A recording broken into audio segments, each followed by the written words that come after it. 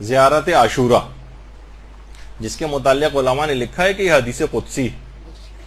تو زیارت عاشورہ کے اوپر بھی آج کل ایک حملہ ہے، اور ایسے افراد کے جن کے دلوں میں دشمنان اہل بیت کے لیے کچھ سافٹ کارنر پایا جاتا ہے، یا جو پلانٹ کیے گئے ہیں شیعت کے اندر، ان کی طبع نازک پر اس زیارت عاشورہ میں دشمنان اہل بیت پر جو لعن ہے وہ بہت بار اور شاخ گزرنے لگی کہ کیوں ان کے اوپر لعن کی جاتی. تو دیکھیے، جیسے کہ ابھی آپ سے کہا کہ حدیث قدسی شمار کیا ہے اس کو علماء نے. دیکھیے، ویسے تو زیارت عاشورہ عاشور کے روز پڑھنے کی زیارت ہے، لیکن دن و رات میں علماء نے لکھا ہے کہ دن و رات میں کسی بھی وقت اس زیارت کو پڑھا جا سکتا ہے، کیونکہ انتہائی مجرب ہے، خاص طور پر حاجات وغیرہ کی قبولیت کے لیے.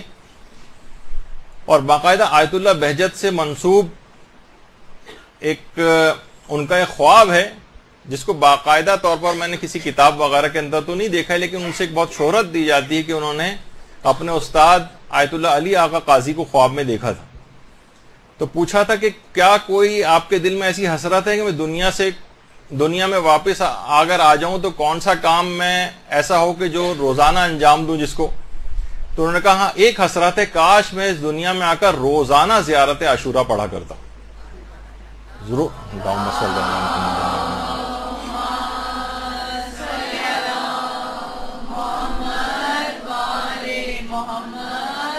شیخ جواد عرب عراق میں تقریباً 1332 ہجری میں نجف میں ایک عالم گزرے ہیں. انہوں نے خواب میں حضرت اسرائیل کو دیکھا اور سلام کیا حضرت اسرائیل کو، اور حضرت اسرائیل سے پوچھا کہ آپ کہاں سے آ رہے ہیں؟ کہا میں شیراز سے ابراہیم محلاتی، جو ایک اور بڑے عالم تھے شیراز کے، ان کی روح کو قبض کر کے آ رہا ہوں. کہا کہ ابراہیم محلاتی کا کیا حال ہے، کس حال میں ہے ان کی روح؟ کہا کہ برزخ میں ایک باغ میں ہے، اور 1000 فرشتے ان کے سپرد کیے گئے ہیں جو مکمل شیخ ابراہیم محلاتی کی اطاعت کرتے ہیں. کہہ رہے ہیں میں بڑا حیران ہوا، اور خواب میں ہی میں نے پوچھا کہ اتنا بڑا مقام شیخ ابراہیم محلاتی کو کس وجہ سے حاصل ہوا قبر میں؟ کہا کہ حضرت اسرائیل نے کہا کہ زیارت عاشورہ کو پابندی سے پڑھنے کی وجہ سے. زیارت عاشورہ کی اتنی حد تک شیخ ابراہیم محلاتی پابندی کرتے تھے کہ 30-35 سال تک مسلسل پڑھی، اور اگر کسی وقت نہیں پڑھ پاتے تھے، بیمار ہو جاتے تھے، تو ایک نائب مقرر کرتے تھے جو ان کی طرف سے زیارت عاشورہ کو پڑھا کرتا تھا. تو دیکھا آپ نے کہ قبر میں فائدہ پہنچانے والے اعمال میں سے ایک یہ بھی بہت بڑا. اچھا، ایک کتاب ہے آخرت ساز واقعات، اردو میں ترجمہ بھی ہو گئی ہے، علی افضل قومی قبلہ مولانا نے اس کا ترجمہ کیا ہے. اس میں کہ شہر اصفہان کے ایک عالم دین نے ایک شرط پر اپنا نام بتایا نہ جائے بشرط، اس شرط پہ انہوں نے اس واقعے کو بیان کرنے کی اجازت دی.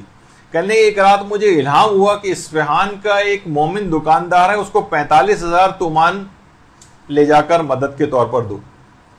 اچھا، میں اٹھا، اب میں سوچ رہا ہوں پتہ نہیں یہ بات حقیقت ہے، خواب ہے، کیا ہے. بہرحال وہ مشخص کر دیا گیا تھا دکاندار، میں اس کو پہچانتا تھا. خواب میں مجھے حکم دیا گیا کہ جاؤ اور اس کو 45,000 تومان دو.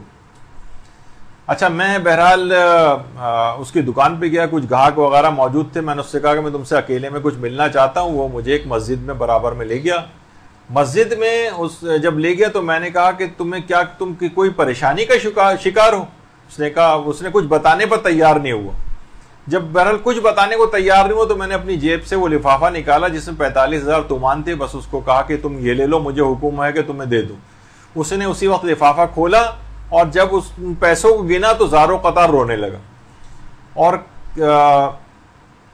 کہنے لگا کہ میں 45,000 تومان ہی کا مقروض تھا، اور میں نے نظر کی تھی کہ میں روزانہ نماز فجر کے بعد زیارت عاشورہ کا ایک عمل کروں گا، زیارت عاشورہ کا عمل. اور آج اس زیارت عاشورہ کے عمل کا 40واں روز ہے، اور 45. اچھا، وہ عالم کہتے ہیں کہ میں نے جب وہ خواب میں نے دیکھا تھا کہ اس کی جا کر مدد کرنی، بس پیسے کتنے، میں نے جا کر اپنے پیسوں کو ٹٹولا اور گنا تو دیکھا وہ 45,000 تومانی تھی. اور جب اس آدمی کو بھی 45,000 تومان، تو خود زیارت عاشورہ علی الخصوص علماء فرماتے ہیں خاص طور پر عام طور پر بھی دعاؤں کی قبولیت کے اعتبار سے بھی اور اس لحاظ سے بھی کہ اگر ہم شب قدر میں اس زیارت عاشورہ کو پڑھیں اپنے تمام مشکلات اور پریشانیوں کے حل کے لیے تو وہ بھی بہت اہم ہے۔